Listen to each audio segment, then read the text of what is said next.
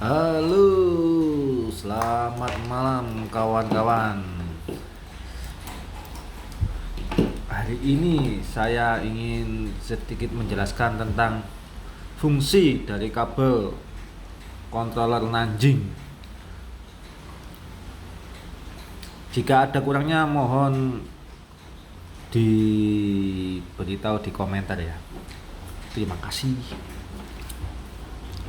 Pertama yang paling sering saya gunakan adalah yang kita bahas yang pertama kali ini.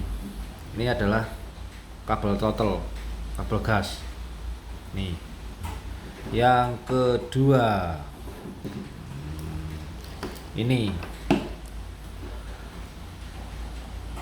kabel speed atau gear.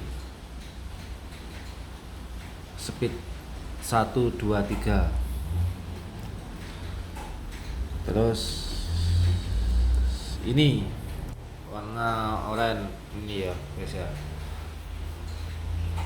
Ini kabel kontak kunci ke kontak. Nah, untuk settingnya biasanya saya sih selalu menggunakan Bluetooth.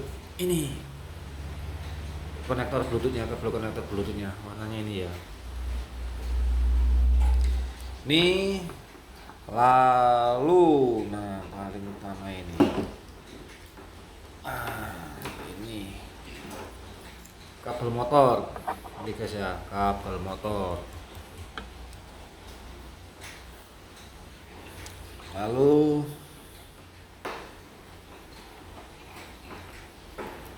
ini high brake, apa ya, high brake, rem tinggi. Terus ini untuk rem brake.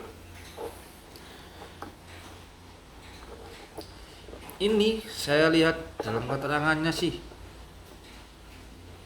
bus ya, tapi saya nggak pernah pakai, belum pernah nyoba ini. Bus berarti kan kecepatan ya, kecepatan tinggi, tapi saya belum pernah nyoba sih. Ini untuk berkuat, mundur ya, berkuat ini guys. Ini untuk speedometer. Nah, dua ini alarm.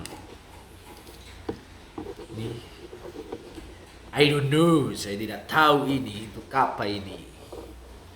Bagi yang tahu mohon dijelaskan di komen ya. Maaf jika suara saya tidak jelas karena di luar hujan. Terima kasih untuk teman-teman yang support, komen, udah like, udah subscribe. Thank you very much.